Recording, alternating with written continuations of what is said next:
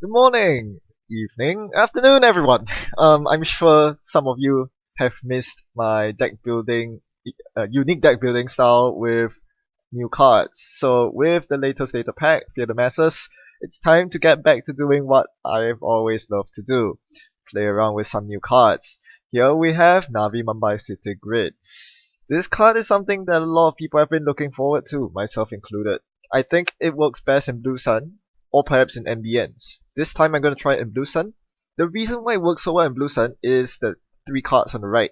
You can see these three cards are so difficult to break with regular icebreakers, so much so that most people have to resort to using David to get past these chunky ice. And Navi Grid just nullifies that. It says you cannot use David. You cannot even use Data Sucker to suck them down. Not that that helps much anyway.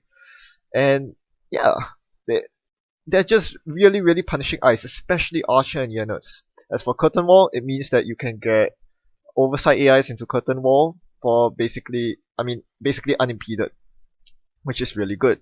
So I'm going to give this a whirl. I'm going up against a Ketzo deck. So this has a very interesting dynamic into play immediately. This is not going to be a walkover for me because um, Navi Grid's ability does not affect Ketzo. Let's pause the video here and take a look at what it affects. So with Navi Grid now in the card pool, this is an additional cognitive load on all runners playing Netrunner. Whenever you are about to run a server with a potential upgrade, you must think to yourself, could it be a Navi City Grid, and what cards does that upgrade affect? Thankfully, you don't have to memorize this list. The rule of thumb is, looking at the top left corner, the white text there, any card with the cost effect clause, such as are considered paid abilities. Cards such as self-modifying code and clone chip. These are not usable during a run on a Navi Grid server. So as you notice, most of the cards that Navi Grid counters are actually Shaper Shenanigans, which is basically tutoring during a run. Cards like Clone Chip, Self-Modifying Code, Artist Colony, Personal Workshop, and Street Peddler fall into this category. The other major category of cards that are affected by Navi Grid are the insanely powerful, some might say broken, cards, Anarch cards, which are David and Data Sucker. These two cards are the bane of all co-op ice. When low strength ice are affected by Parasucker and high strength ice are affected by David. Not anymore with Navi Grid. So, in short, if you are not going to memorize this list, the two most important categories of cards that you have to remember that are affected by Navi are Shaper Shenanigans and the Anarch Ds, the David and the Data Sucker. Those are the most prominent cards that are affected by Navi. So all in all, you could say that Anarchs and Shapers are most affected by Navi Grid, whereas criminals are left mostly unscathed. I say mostly because Geist is a thing, and Geist is heavily affected by Navi Grid. They cannot use a lot of the cards with trash abilities, they can only use the icebreakers. Crescentus in particular doesn't work during a Navi run. Polop is an interesting card because it's a double-edged sword that works both ways. Navi Grid hoses Polop during a run on the server, but outside of a run, during the runner's turn, or even during the corp's turn, Polop can be used to trash Navi Grid without even having to to make a successful run on that server. Now, looking on the right-hand side of the graphic, the cards which don't interact with Navi Grid. Most notably, a lot of the non-Data Sucker and David cards that are not icebreakers, that usually allow you to bypass or get past ice or break ice subroutines in a very weird way, are not affected. Security Nexus still allows you to bypass ice. Always Be Running that still allows you to break subroutines, as well as E3 feedback implants. Hunting Grounds allows you to remove the when encounter effect. And Panchatantra still adds subtypes. All these cards do not change even with a Navi City Grid. Also, the three IDs that affect with sentries, barriers, and code gates respectively from the three main factions, they are not affected either. IDs are generally not affected. So there you have it. These are things to keep in mind as we go into this matchup. So my Navi City Grid will be good against my opponent's Davids and potentially Data Suckers if Kenzo is running Suckers. But once Kenzo gets the E3 feedback implants out, I probably shouldn't be raising my curtain walls because those curtain walls don't do anything. But until then, assassins will be pretty dang good. Quetzal has no easy way to break assassins, and I'm about to stack double assassin on HQ and oversight one of them. Oversighting an assassin is definitely not the best play, considering that Curtain Wall gives you twice as much money, but against a Quetzal deck who potentially runs E3 implants, you really don't want to take the risk of losing your Curtain Wall and your Oversight. So I'm just going to take the 7 credits here, and obviously I quickly draw into the Curtain Wall later. So first order of business is to super ice up my R&D because I know that my opponent probably has a parasite on the peddler, which explains why she is being so aggressive on archives. Also the fact that she has Desperado with Sucker helps. So now she's accumulating enough tokens to get past basically every piece of ice that I can throw at her short of the Curtain Wall, which she doesn't really care about. She can just bounce off. As long as she has enough suckers to immediately suck down my assassins, I'm in a lot of trouble. This is why after icing up archives with an assassin, I'm gonna kill all her sucker counters. So this makes her game very difficult. She might have a lot of money, but she is not going to be able to run any of my central safely without worrying about a potential assassin. Not until she gets the David out at least. But I do have double Navi grid. One of the Navi grids is on HQ. Yes, I'm more worried about HQ pressure than R&D pressure at this point because the agendas are starting to pile up in my hand. So it's time to get rid of them. Oaktown goes in the remote behind a Curtain Wall with a Navi grid. So this is easily counterable once she finds her E3 feedback implants if she's running with it. I'm gambling she's not. Why? Because she runs Desperado. 4 influence is a big hit and she has to be running at least 2 copies of the console. So this leaves her very few influence to play around with. Consider that she has to run Parasite as well. Now, she runs into my Navi grid server. I'm going to res Assassin into grid. No breaking with David. She cannot use Peddler to bring out an Assassin, Faust, even if she wanted to. So she's going to eat the Traces. She's going to let the net damage fire. And I'm going to slightly boost the Trash Program Trace. She cannot afford to let that fire. She's going to beat it. She has pretty good economy, so that actually didn't do as much as I wanted to. To be fair, to be honest, that was not the best hit. A Grim would have been more devastating here, to be honest. I've been trying to build a Navi Blue Sun deck with James Bennett. Some of you might know him as Frost Duty, my very reliable and wonderful deck building partner. It was his idea to use Grims instead of Assassins, and Grims just might be the right choice. With runners so rich right now, Assassin is just not that good. It's a small dent in the economy. Although Assassin does bring the double subroutine threat, which Grim doesn't. So these are pros and cons you have to think about when building your deck. But in this situation, I definitely would have preferred the Grim. Being able to trash David is kind of a huge deal. A David with 3 counters. Alright, so I knew that my Curtain Wall server was good, seeing that she had no way to get past it. So I'm just going to slowly advance the Oaktown and bounce the Assassin back to hand. This is a very important play to make, to keep your eyes unres so that she cannot use Cutlery against it. Especially since my Navi grid is gone from HQ, I do not want her to fort first thing on her turn next turn. So this is why I left the Oaktown in the remote. Alright, so now she pokes HQ R&D, sees her Caduceus and bounces off. Here comes another Assassin. This is super annoying. At least there's no Navi grid here, so she can still pay with David tokens. But this is what you really want to do as Blue Sun, to really make it annoying for face checkers like this deck. This face check punishment is absolutely essential against all the Dumble Fork-esque decks that are out there nowadays, and Navi Grid just makes it that much more punishing. So same thing here. I'm going to continue advancing the Oaktown, and then I re-ice Archives with the Bounce Assassin. I need to keep the Assassin D-res, otherwise she has the potential to fork it. Now that it is D-res, she cannot play fork on that server because I might choose not to res it. And unfortunately, she was able to get a couple of sucker tokens off the few runs on Archives and HQ. This allowed her to kill my Caduceus, but this is why I double ice R&D. The Enigma is there to stop her and force her to lose a click. So this is good. I'm keeping my servers well fortified, and I do have a hedge fund in my hand to keep my money up, as well as the Oaktown in the remote, which gains me 2 credits a turn. Here, I decide to bounce the Curtain Wall. Watch what I do here. I'm going to fortify it with an Archer. and then score the Oak Town. So now I actually have Archer food. The Archer becomes a lot more menacing than the Curtain Wall. From my opponent's side, it looks like I just reinstalled the Curtain Wall so that she cannot knife it easily or anything. But on my side, what she doesn't know is that that's actually an Archer. And that's going to be very painful for her to deal with if she decides to go in. Because there's a Navi grid on it, she cannot use her David counters.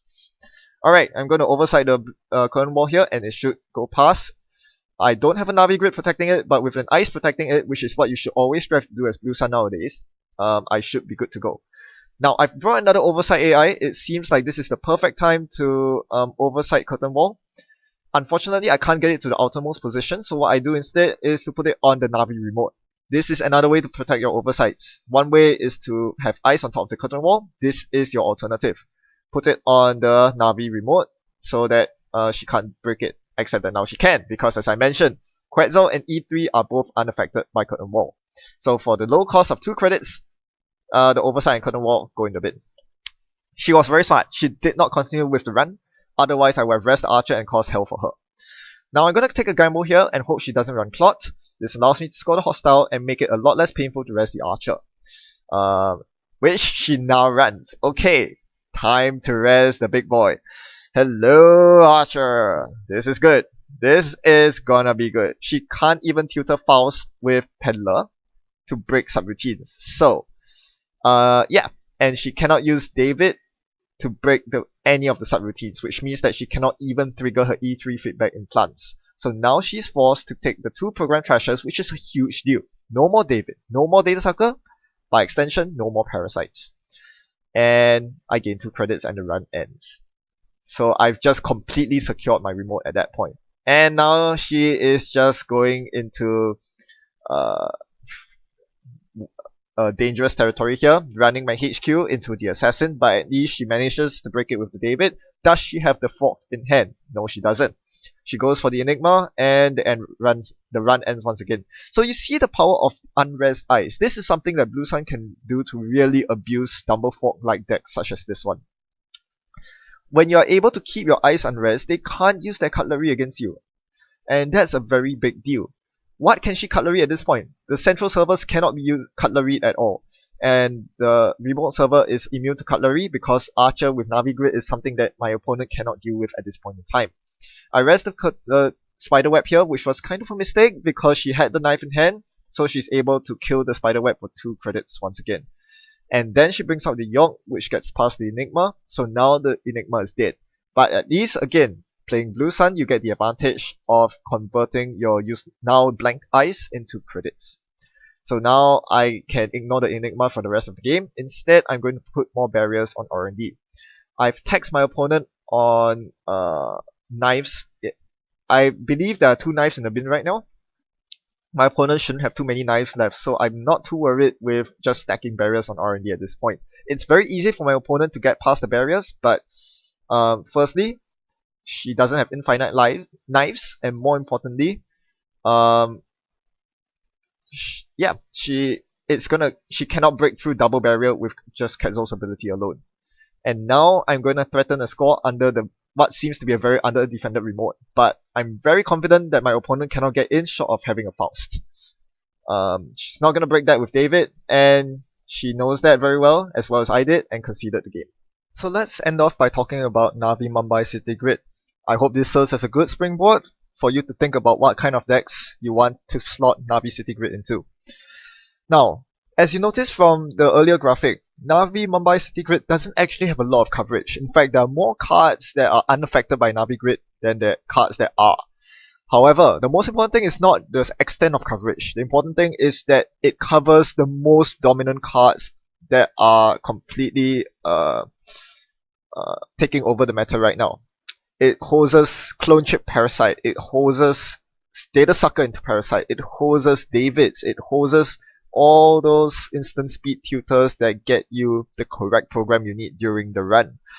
All these factors are all these are very common in top tier decks. So Navi Grid is actually a very good meta call in the current meta. Another additional point I'd like to make is that Navi Grid is best coupled with painful ice.